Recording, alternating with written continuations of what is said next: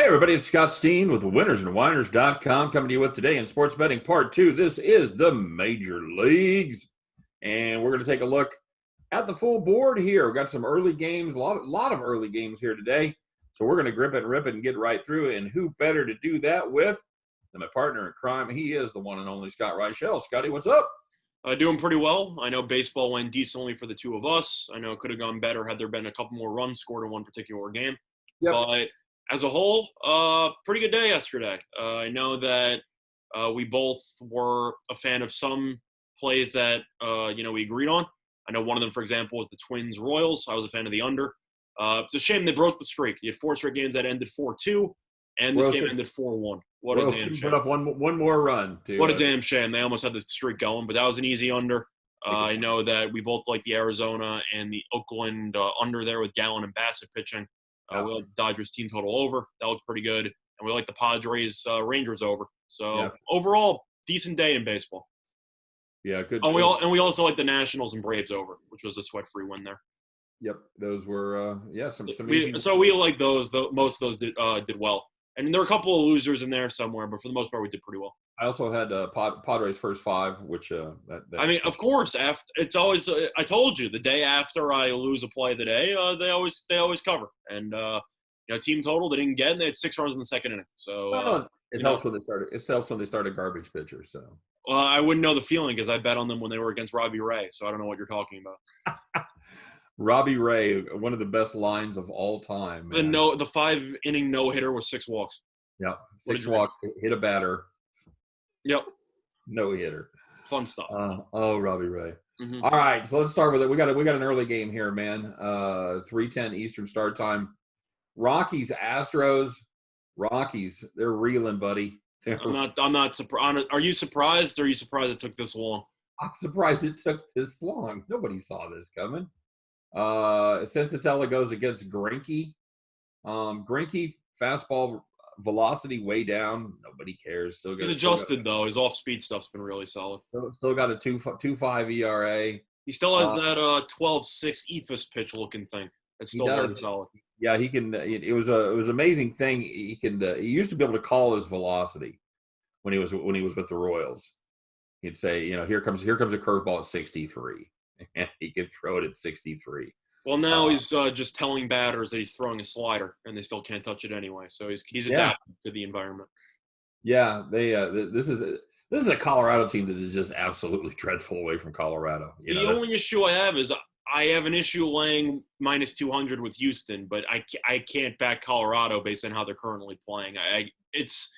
Senzatello is a decent pitcher. I guess I would lean to Houston team total over, but I'm not happy about it. You know what I mean? I'd be that's. I feel the same way about playing. I'd rather play the Houston run line if I'm gonna play a team that's only gonna get 8 at bats. I'd rather play them on the run line than count on them to get to 6.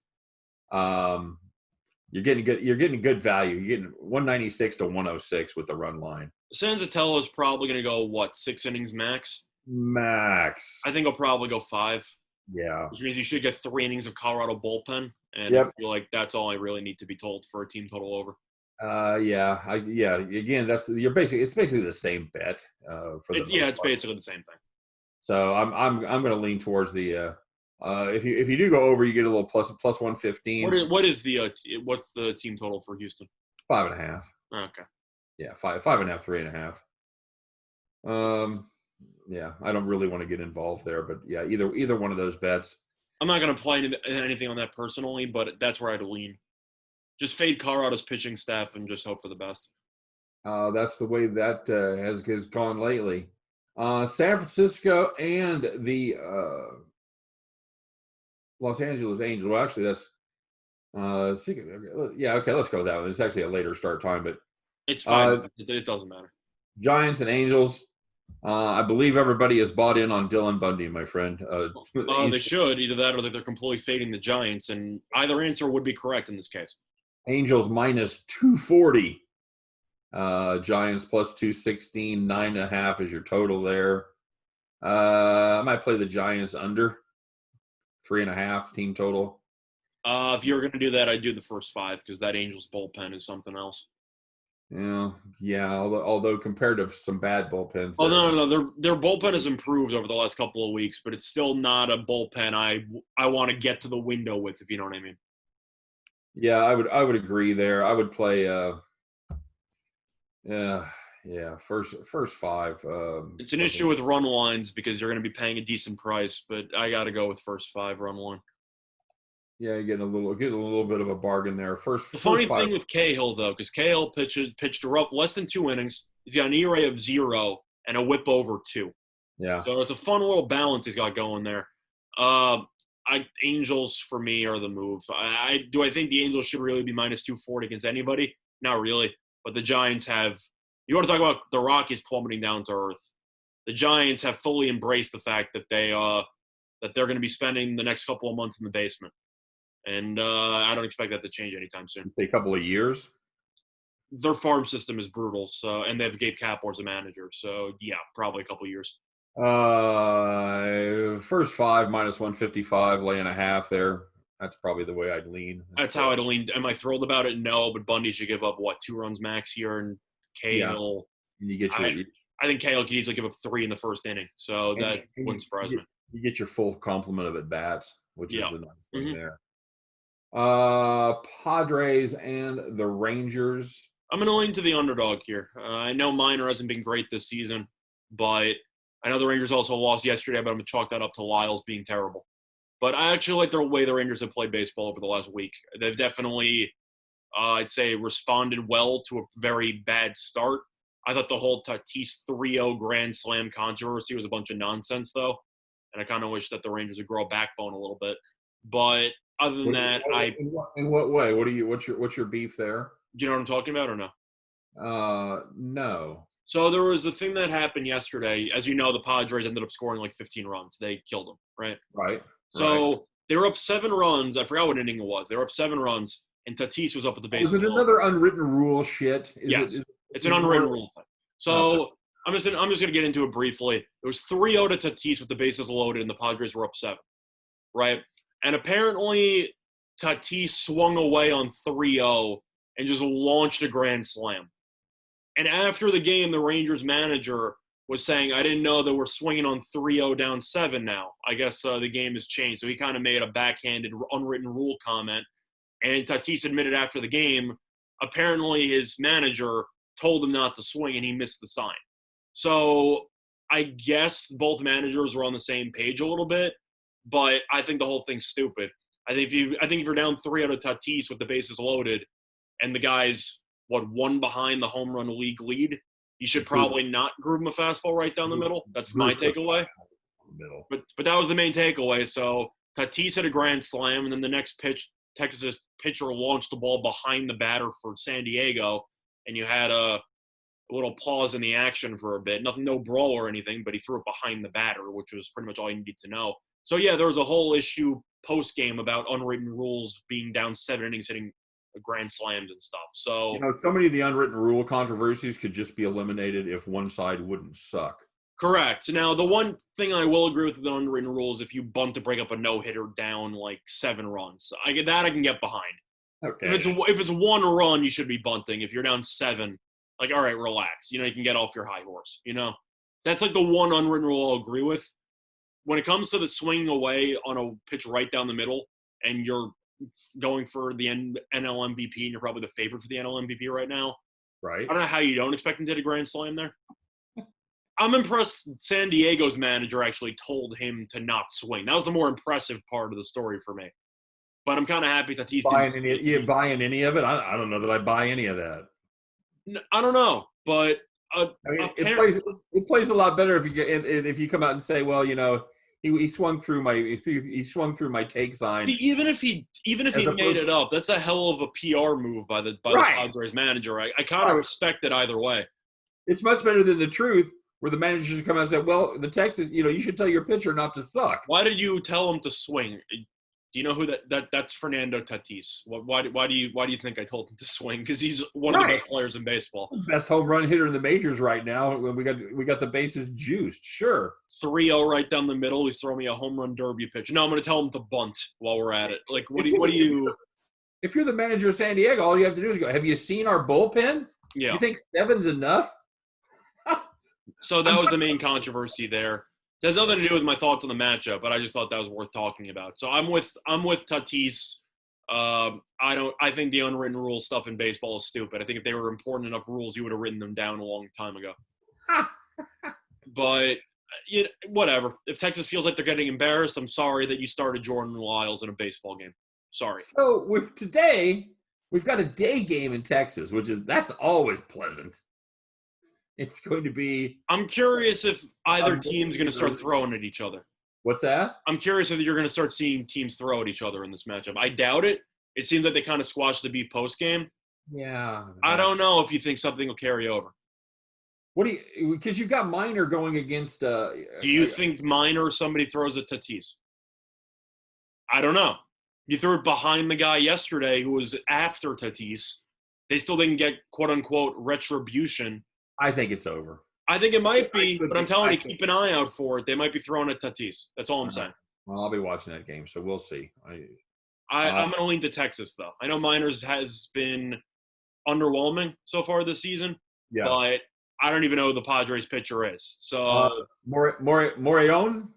Oh, no, I know his name. I'm saying I just don't know who he is. So I have more faith in Minor in that one. And I expect whoever this guy is to pitch a relatively short amount of time. So you're going to be a decent amount of San Diego bullpen innings. I'll take Texas. He had a cup of coffee last year, and he was dreadful. So he had a cup of coffee in the big time, and it didn't work out too well. We'll see, 10-plus ERA. Yeah, so I'll lean to Texas on that one. That could be good value there. I'm just going to play the over. I'm just going to sit that's also a fair option, yeah. I'm still getting that over at 9. I don't lean to Texas and the over. I don't hate the first half over either. I got to be honest with you. You know what? Anytime you get that San Diego Padres bullpen involved, give me the full game over too. Yeah, that sounds right. All right. Oakland going to the desert. Oakland is still favored here, minus 145, plus 134. For the Diamondbacks, 9 is your total. I think we're both on Oakland first 5-run line. Love it. It's Frankie Montas against Luke Weaver. I don't know. Apparently, Luke Weaver is still in the major leagues, which is a surprise to me. Another pitcher that has been not good, Scott. I think we're getting a bargain all the way around here. It is a bargain all the way around. Props to the Diamondbacks have actually played well. They're on the middle of a 4-game winning streak, I think. They've been playing well. They've been playing some good baseball, but Oakland has still been one of the hottest teams in the league, and you're getting arguably their best pitcher. So I can't go against Montas. And you're getting it's hard to say with Robbie Ray on the staff that Luke Weaver's their worst pitcher, but certainly a bad pitcher. I think that I think the A's feast here, and I don't care. You want to you do play anything you want to with the A's. You play the over, you play the team total, you play A's minus 145. You want to play the run line at plus 103. I don't hate any of those bets. A's, I can't argue with that either. A's, and if you're not too busy, you should bet some more A's. All right, there you go. That's probably my favorite play on the board, by the way. I'm going to have to go. Some A's pick there is going to be one of my favorites. Okay. Yankees, Rays. Rays are the favorite here, my friend. Yeah, I'm taking the Yankees. We had this pitching matchup roughly 2 weeks ago, and I believe both teams combined for about 5 hits in that game. Tampa won 1-0. But I know the Yankees are missing a lot of firepower right now. It hasn't mattered. This team, I know they played Boston, so I don't know that shouldn't even count. But they keep hitting, and I know Tampa is a pretty solid team, and they've started playing a lot better. But the Yankees as underdogs at Yankee Stadium, what are you, nuts? I know. You want to get involved in that total at 8.5? No, I would just take the Yankees on the money line. You're giving me the Yankees, who are almost unbeatable at home, and they're underdogs. Thank you. Okay, fair enough. How often are the Yankees underdogs at home? I would say not very often, Scott. And I don't think Tampa should be one of those teams that are laying. Now, I know Snell was great against them, 2 weeks ago, but so was Tanaka. So I can't really start just selling it short saying, Tampa's got a huge pitching advantage here. They don't, because both pitchers were really good against the opposition in the last start. They have 0 runs. Yeah. The Yankees' bullpen's better. Their lineup's still better. I'll take the Yankees as an underdog. Okay, you catch plus 113. I'm assuming you agree with me because the Yankees being an underdog at home is not I something. think it's a situational play. I like Snell. I think Snell's pitching pretty well. I'm definitely a bigger Snell fan than I am Tanaka, but I think from a mathematical standpoint, you take the Yankees at home on the getting positive value. And this is a unicorn. How often do you see the Yankees as an underdog at home? Yeah, agreed. Indians, Pirates. Indians, or I don't know what the run line is, but Pirates I'll just take it. 115 minus 115. Getting 60 cents, a bit more. Yeah, it's fine with me. Yep, 75 to 15 on that one. I'll take the Indians run line there. I'll give you a team total over on the Indians at 4.5. That too. I'll take both. I'll play that. A little bit of juice, minus 130. I'll still take both. Yep. I mean, Pittsburgh's rolling out. I mean, the pitchers aren't good to begin with, but I don't consider Brubaker as being Brubaker, baby. I don't consider that as an elite pitching option. No, it's Carrasco's actually been good. So yes, he has. Brubaker. I think what did he got? One inning. Ballpark. I know. I looked this up. I know he's got an even 9 ERA and an even 2 WHIP. Okay. So, this is consistent. Yeah. We'll see. JT Brubaker has and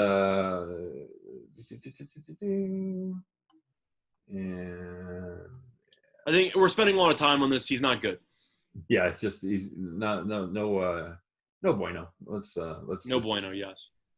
Call it what it is. He's actually pitched well in relief, but he's not going to need up many innings. I'll tell you that much. And Pittsburgh's bullpen's a joke. Yeah.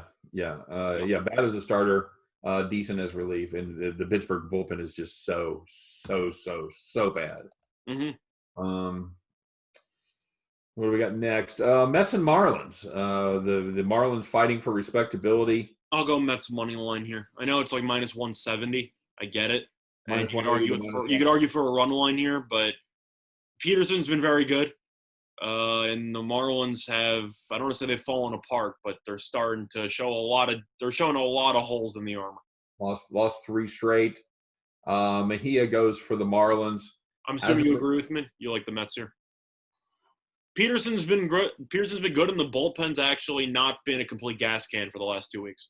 Yeah, it's hard. The Mets have been playing a little better baseball right now. Oh yeah, there was a Pete Alonso sighting yesterday. He had 2 home runs. He actually did something. About time. I know. So the Mets offense has played well, and Marlins have been awful over the past couple days. I can't get back to fish right now. They're just not playing good ball. Yep. Nats and Braves. Braves minus 132. 9.5. What a pitching matchup. Here's the number there. I haven't even looked. Oh, yeah. Josh Tomlin. Speaking of sightings, there's a Josh Tomlin sighting. He's a long reliever nowadays, or he's a mid reliever, so he should only be going like 3 innings max here. But he's actually been decent with Atlanta. Based on where I'd lean in this matchup, I'm actually going to lean to Atlanta. I know they had a massive slump. Makes sense. They don't really have anybody, but they've been playing a little bit better lately, and they had the nice walk-off 2-run homer yesterday by Swanson. I'll lean to Atlanta, but very, very tentatively. Both has done everything but win. The Nationals are 0-3 in his 3 starts. He's pitched well. He's got decent. I was going to say, he hasn't been terrible. They just can't produce with him. No, I might be tempted to play the underdog there. I'm not a Josh Tomlin fan. I think it's fair. He's not going to need many innings, and Atlanta's bullpen isn't good. It's just a matter of Atlanta went through a slump, and I feel like they are starting to play better. So I'll lean to Atlanta. I think they're a better overall team.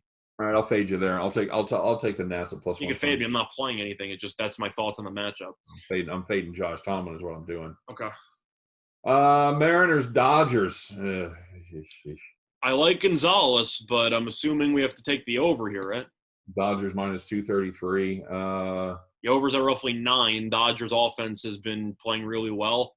Mariners bullpen's bad. I know Gonzalez is pretty good, but the Dodgers have a decent amount of quality bats from both sides, really. And I think Gonsolin can give up a couple runs as well, so I'll lean to the over there. I would probably lean more team total over there, 5.5 for the Dodgers, 9.5. Yeah. I think Gonsolin could pitch badly as well, so I'll just take the. And I'm sure the Dodgers bullpen is dented after. I'm sure both of these bullpens are dented after yesterday, and I don't know if Seattle's bullpen even needs to be dented. Tell me if you've heard this was before. bad. Seattle has a terrible bullpen. Mm-hmm. Just dreadful. Yeah. Okay. Yeah. I'll play full To game. find any value in that one, I can't take minus 255. So yeah, I'll go with the I'm gonna go with the over on that one. 9.5. Yeah, you get a little pricer at minus 105. It's actually juiced under. Not bad. Yeah, I don't see it. Phillies, Red Sox. I got to lean Phillies, right? Yeah, Phillies are the favorite, minus 124. Red Sox have lost 8 straight.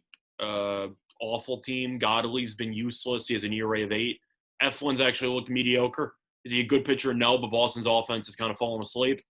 Godley is awful. Their bullpen's terrible, and they've lost 8 straight. So yeah. I kind of have to lean to Philly, right? I think you're getting a good. I think you're getting a steal. That might be a trap line. Philly's run line makes sense. I know that bullpen's bad as well, but the Red Sox, we both agreed they would be bad this year. I don't think anybody thought they'd be this bad. They're in Pirates record territory. Yeah, it's really bad.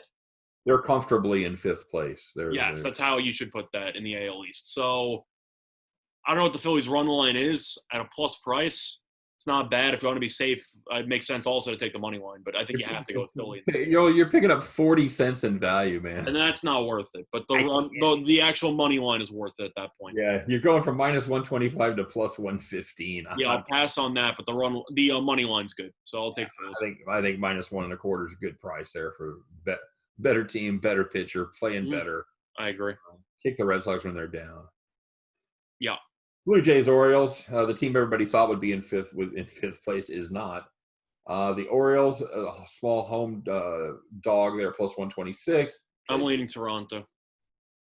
10 is your total there. What's my pitching matchup on that game? I see Pearson versus LeBlanc. So Pearson's one of the only pitchers on Toronto, besides probably Ryu, that actually want to be backing. Because I actually think Pearson's a good pitcher. LeBlanc, pitches to contact. In Toronto, finally started hitting the ball. I know that Bichette's injured. I know he's probably going to be out for a while, which is upsetting. But the team started hitting. So I'm going to lean to Toronto because I think they have the better pitcher, and their lineup's been playing a lot better lately. You're not a believer in Wade LeBlanc? Brother? No, I am not. I know you're not a LeBlanc guy at all. So I'm not a LeBlanc guy at all, although Pearson has certainly been no great shakes here. I think he's got more potential. So I think we're getting a good total here, buddy. Although it has gone up to 10. I was excited. I saw it at 9.5. The actual it's at 10. So I'm not really interested anymore. Yeah, I want that 9.5. Toronto at minus 134 against LeBlanc, and Toronto's been hitting better lately. I think that's a decent price. Okay, all right. The Orioles have just not played great baseball lately. I'd be tempted by the Orioles over 4.5 too. Okay, you can do that. About that. Twins, Brewers. Twins finally got tired of beating up on the Royals. Twins minus 150. 9 is your total there. You think Nelson Cruz will stop hitting home runs anytime soon? Well, I don't know. It depends on if Milwaukee's dumb enough to pitch to him. Although, the first home run he hit, there's nobody on base. You're not going to walk him. Yep. He Barry Bonds, but he was my sleeper MVP pick, and that has some weight right now. They have a lot of games against the Royals, so it's certainly possible. It should be a pretty good pitching matchup here, at least on paper. Corbin Burns goes for Milwaukee against Kenta Maeda for the Minnesota Twins. I'm not a big Burns guy. I think Burns has great stuff, but his control is all over the place at times. Spin rate, baby. He walks a ton of guys. He's got one of the highest spin rates in the major leagues. Does that mean anything to you? He's got great stuff. He just walks a ton of batters. And I think that could be a serious issue against Minnesota. The old classic 2.7 ERA and a 1.5 whip. Yeah, he walks a ton of batters. Minnesota make you pay for that too, by the way. That's what I'm saying. They're not afraid to work counts. I'll lean to Minnesota. Although Twins haven't been scoring. They haven't been scoring, but they've been winning. We know for a fact they haven't scored more than 4 runs in 5 straight games. Yep. But they have been winning. I think you get a decent price on the Twins. They're minus 150. Not quite enough for me to get involved. I'm not really a fan of anything here, but I'd lean to the Twins. I'd lean under. That's also a fair choice. And the game that cooked me yesterday, Matt Boyd, another great line. Well, he said he had 8 strikeouts through 3 innings, and he was down through 2 innings. Wait, he had 8 strikeouts through 8 strikeouts through 3 innings. He was down 3 innings, and he was down 3-0. Yeah, classic Boyd. Mm-hmm. He's got such man. You talk about a guy that's got great stuff. My God, he's got that back foot slider that he throws to right hand. We both said before the season we thought Detroit would trade him, and that's definitely a possibility. He's gonna have to get better. He didn't help his ERA yesterday. I don't know about that. I still think that one team would take a flyer. Like, you think Atlanta wouldn't take a flyer with Boyd? I think they should. That's what I'm saying. I think that's the kind of guy. I think him or Turnbull. I think those are great targets for a team like Atlanta. White Sox minus 163, plus 159 is the number here. This is going to be an interesting game. I think we're leaning to the over and to the White Sox. Is that? Well, I'll tell you what. This kid, this is the hot shot prospect that's going to make his first major league start. I'm sure it's the hot shot prospect from Detroit. I'm sure this is going to go really well. I don't know. Supposedly the kid has electric stuff. This Tariq Skubal. Okay. We'll see when they pull him in the 5th. We'll see how the Tigers bullpen holds up. Yeah, that is the question. Although they held up great yesterday. Thanks very much for asking. That means they're due. That means they're due for a bad performance, right? This too much unknown. I want to see this kid pitch. You know how it is with rookies. A lot of times those guys are able to get one good performance where the league has no. So does that mean you're leaning to the Tigers in this one? For value, Dylan Cease has pitched really well for the White Sox, so it's hard to get behind the Tigers, especially because they're the Tigers. Well, Tigers have started playing badly again, so yeah, I might take a 3-2 spin on the first. You can. How about a first 5 play on the Tigers? Yeah, you can do that. It's just a matter of, even with this youngster, I'm gonna wait. I am a little bit skeptical on how he's gonna perform against the White Sox lineup, and I know that Tigers bullpen is gonna have to pitch probably around 4 innings or more, because they're gonna put this guy in a pitch count. So sure. That's kind of my viewpoint from this. Nobody goes more than 5 anymore. I don't know if you saw my recording. I did a preview for one of the games where they had to change in the pitching, because I went ahead and did it, and I just turned it into an old man rant about how baseball sucks right now. So that's fun. Last game on the board, buddy. Cubbies and Cardinals, 2 teams that don't like each other. We skipped the game, but yes. What did we skip? We skipped your Royals. Oh, then you know what? They're not on the board. Oh, they're playing the Reds. Yeah, they are playing the Reds. I see the Reds are roughly minus 145, and the over/under is 8.5. You got Castillo versus Keller. There was a pitching change in that. It was Bauer. I think that's why they're not on the board. Okay, well, it's Castillo now. It was, Trevor. Yeah, it was. You know what? 2 pretty good pitchers. Almost interchangeable there. Brad Keller hasn't given up a run yet, Scott. Yeah, he's had a pretty good year. I know that the over/under is 8.5. Are we going first 5 under? I like that. Yeah, I like that. Royals are always a good bet. Should be 4.5 with a total of around 9. And again, I don't have it. I don't have the betting total. That would be my guess. The total is 8.5 or 9. I'm assuming the first 5 is going to be. Well, I've got it listed at 9. Okay, so then first 5 should probably be around 4.5. Yeah, we might even get 5 out of it. Is what I'm saying. Yeah, I'll lean to the under. Yeah, first 5 under. I think that's the play there. Okay, so now Cardinals Cubs. Cubs first 5 run on, I guess. I mean, Darvish looked really good lately. Ponce de Leon has not found the fountain of youth. Breaking news, and he has not performed too well. Oh, I thought I was going to do that joke every day. You have to. That's a historically accurate joke. Not. How can you not do that every time? Fun fact: the actual Ponce de Leon did not find the fountain of youth, and neither did the reincarnation of him, St. Louis Cardinals pitcher. 7.5 is the number here, Scott. I'm assuming the wind's blowing way in. Gotta be cranking in, doesn't it?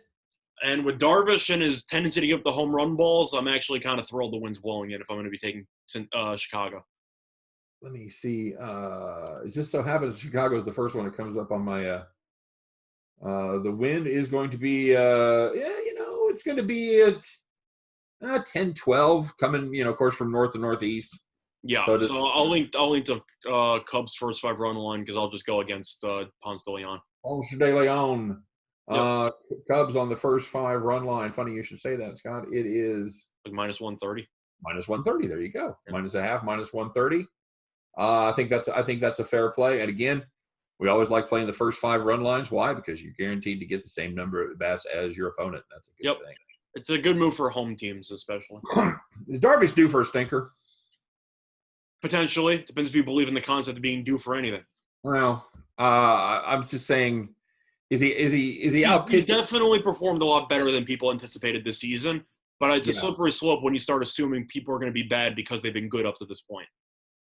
Well, I would assume he would be bad because he's been bad up until this year. So that's also a fair point. But I know I like the way Darvish has pitched. So until he burns me, I'll assume as much.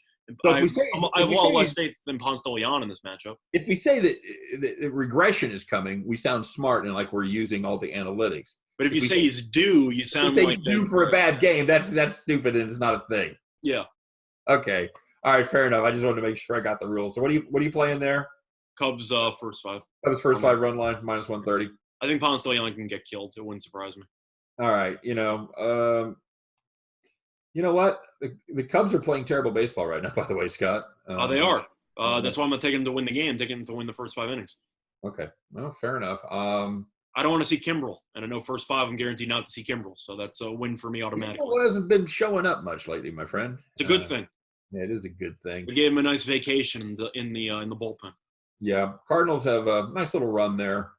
They came out and played some decent baseball, but I think that's it's a pitching matchup fade. You're gonna have to show me a bad performance from Darvish. You know, as much as I want to say that regression is coming, so far so good. So we'll see what happens. He looks very good. So I'll play with you there on the Cubs first 5. Yep.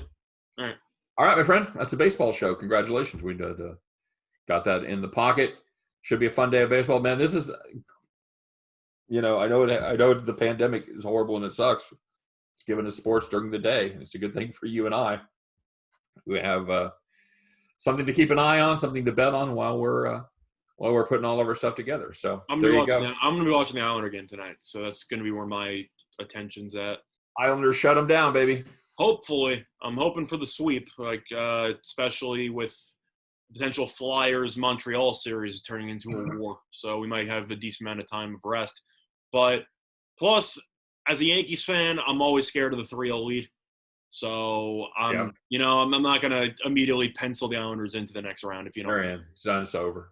I'm still traumatized, and I'll never not be traumatized from 2004. One of the highlights of my life, watching the Yankees go down. But that's a show for another day. Mm-hmm. All right. So for myself, for Scott Reichel, for all of us over here at Winners and Winers, we want to remind you, don't forget to check out winnersandwiners.com for deep dives into all of these games.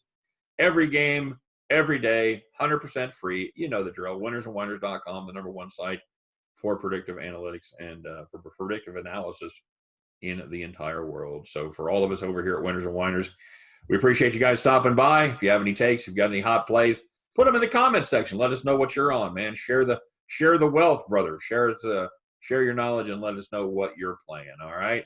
You guys take care. Good luck on all of your plays today.